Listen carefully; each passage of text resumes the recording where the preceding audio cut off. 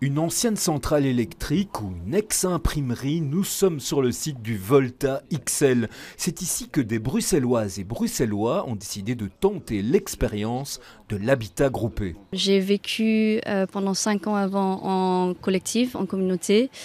Et je voulais passer à la prochaine étape. J'avais aussi envie d'être propriétaire aussi. Mais tout en gardant tous les aspects communautaires. Et comme ça, c'est très rare de trouver ça dans la société d'aujourd'hui.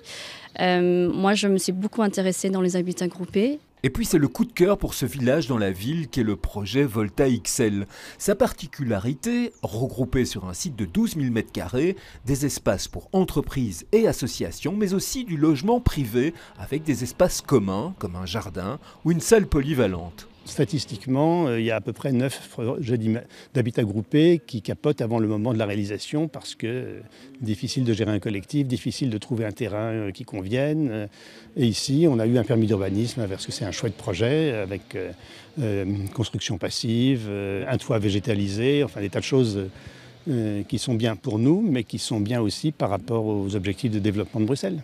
Bruxelles, où les projets de ce type sont encore peu nombreux, que ce soit en mode habitat groupé ou coopératif. Il faut plus de projets pilotes pour qu'on se rende compte de la faisabilité de la chose, de la réplicabilité de la chose, pour pouvoir ensuite l'étendre à toute la région.